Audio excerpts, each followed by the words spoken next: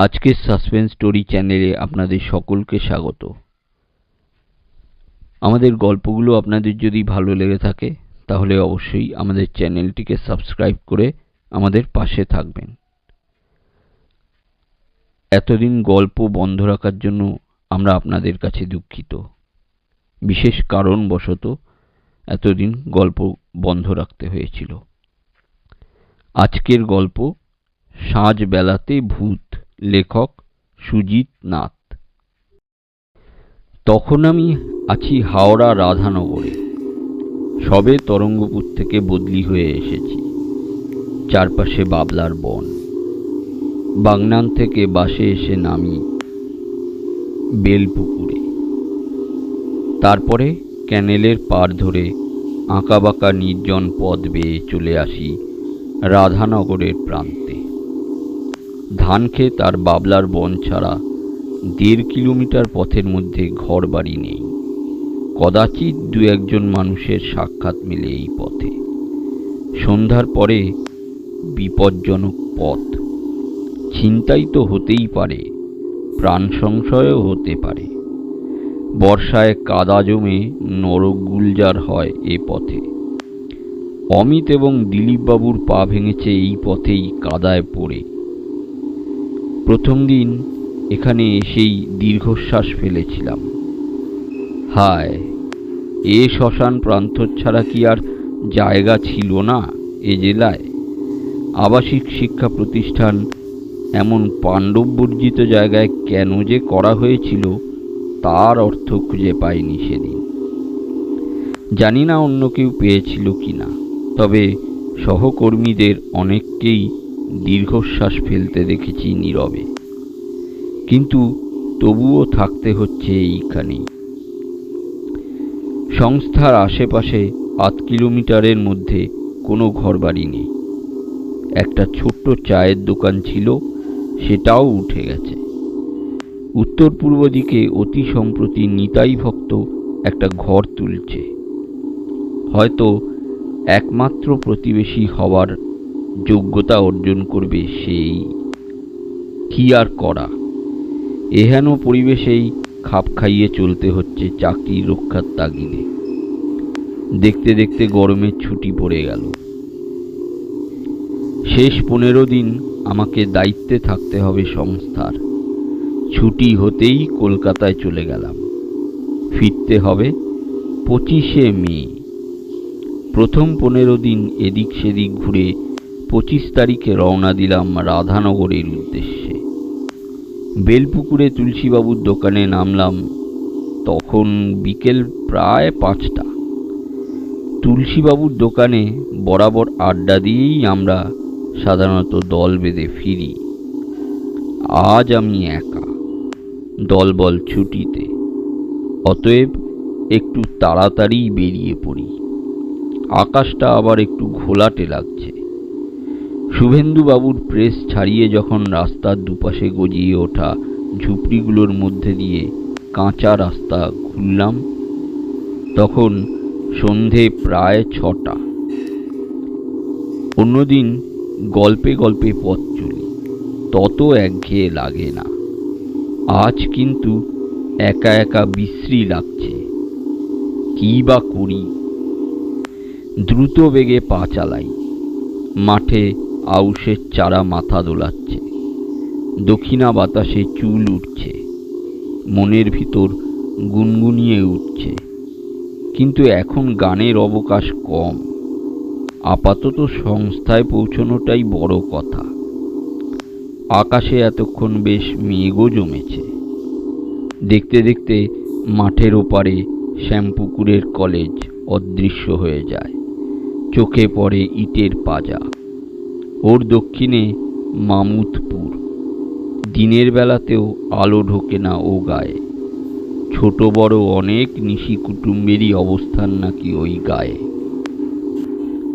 অতএব যেখান থেকে ওই গায়ের দিকে রাস্তাটা দুভাগ হয়ে গেছে, সেখানটায় এলেই একটু সতর্ক হই আমরা।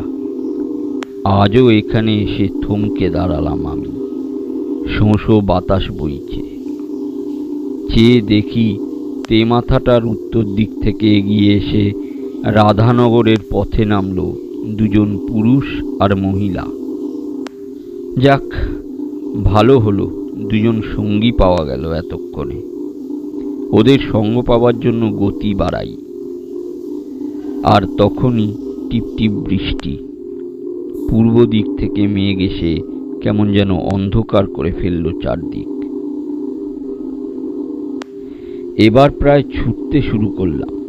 এক দৌড়ে সাঁকোর কাছে এসে থামি। কিন্তু ওরা গেল কোথায়? সামনেই মণ্ডলদের ফণি মনসার বেড়া দেওয়া নাবাল জমি।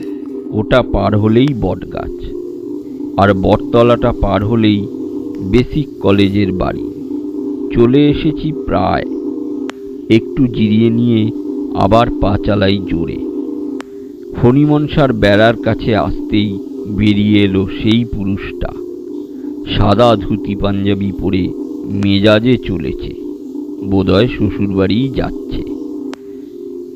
কাদের বাড়ি যাবে গো? দিলীপ না চিত্তদের বাড়ি?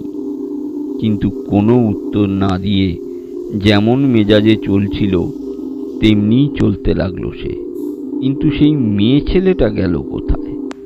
এইসব ভাবছি, এমন সময় খিলখিল করে কে যেন হেসে উঠল পেছন থেকে।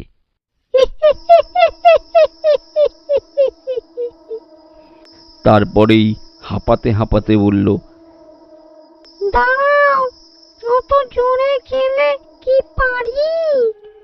খটকা লাগলো নাকি সুরের কথায়।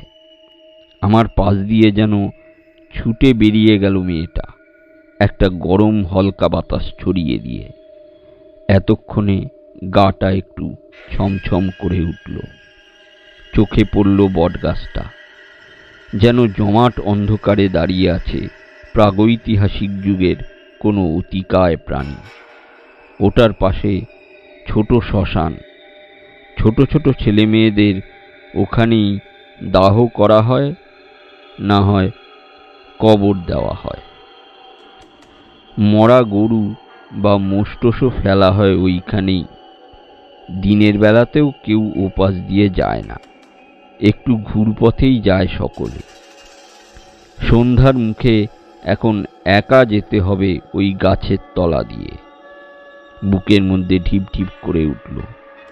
ঘুরপথেই যাব ভেবে সোজা পূবের দিকে এগিয়ে গেলাম।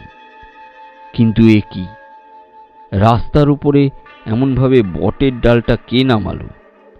আর প্রায় সঙ্গে সঙ্গেই উয়াও উয়াও করে ভেসে এলো গাছের উপরের থেকে কচি ছেলের কান্না। আমার সাহস প্রায় উবে যাবার জোগাড়। কাউকে যে চিৎকার করে ডাকবো সেই শক্তিও যেন নেই। দাঁড়িয়ে দাঁড়িয়ে ঘামছি। এমন সময় বটগাছের উপর থেকে কে যেন ছড়া কাটতে লাগলো। সাঁঝের বেলা একলা ভুলে কে যায় রে গাছের তলে, সাঁঝ বেলাতে দিন দুপুরে মানুষ টেলে, চল না পাই দুজন হেলে, শ্মশান মশান কি বা আছে, উড়ছে যখন গাছে গাছে, বাবলা গাছের ডালটা নেড়ে জানা রে তুই আগেই বেড়ে। স্পষ্টই যেন ইঙ্গিত দিল আমাকে। কিন্তু ওরা দুজন তাহলে গেল কোন দিক দিয়ে? প্রশ্নটা মনে জাগতেই দেখি সামনে সেই বটের ডালে পা ঝুলিয়ে হি হি হি করে হাসছে সেই যুগল মূর্তি, আর সুর করে গাইছে,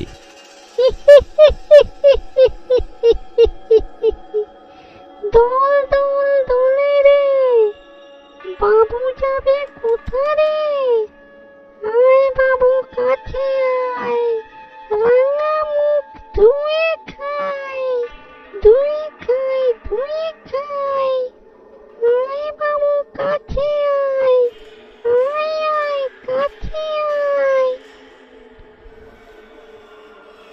আবছা অন্ধকারে মনে হলো ওদের হাতগুলো যেন ক্রমেই দীর্ঘতর হতে হতে এগিয়ে আসছে আমার দিকে। যা হয় হবে বলেই বাঁ দিকে লাফ মেরেই ছুট লাগালাম বটগাছটার পাশ দিয়ে। পায়ের নিচে মটমট করে গুঁড়ো হতে লাগলো কাদের যেন হাড়গোড় কে জানে। মনে হলো পিছনে দুবদাপ শব্দ করে ছুটে আসছে কারা যেন। কিন্তু আমি তখন মিলখা সিংয়ের 400 মিটারের রেকর্ড ভাঙতে চলেছি। ওদের সাধ্য কি ধরে আমাকে? মহেন্দ্রবাবু, মহেন্দ্রবাবু বসে প্রায় আর্তনাদ করে যখন ওদের দরজায় ধাক্কা দিলাম, তখন আমার দেহের সব শক্তি নিঃশেষিত। আধ ঘন্টা পর ধাতস্থ হয়ে সব খুলে বলি ওদের, ওহ, খুব বেঁচে গেছেন মশাই। বছর দুয়েক আগে ওই তেমাথার উত্তরেই পাওয়া গিয়েছিল এক দম্পতির মৃতদেহ ওই খালের মধ্যে। কে বা কারা সর্বস্ব কেড়ে নিয়ে হত্যা করেছিল ওদের, তা নিয়ে অনেক হাঙ্গামাও হয়েছিল। মেচেদা না কোথা থেকে ওরা জামাই ষষ্ঠীতে যাচ্ছিল বুঝি বইচিতে। মাঝে মাঝে ওই দম্পতিই নাকি ওইখান থেকে উঠে আসে, কাদের নাকি খোঁজে। কিন্তু আপনার পিছনে কেন যে লাগলো কে জানে। না, এরপরে আর কোনোদিন ওই পথে একলা হাঁটিনি আমি। যুগল মূর্তি কখন হাজির হয় কে জানে।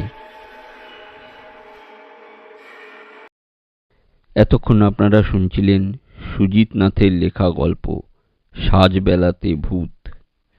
গল্পটা বা ভিডিওটা যদি ভালো লেগে থাকে তাহলে অবশ্যই লাইক, শেয়ার এবং কমেন্ট করে দেবেন। ধন্যবাদ।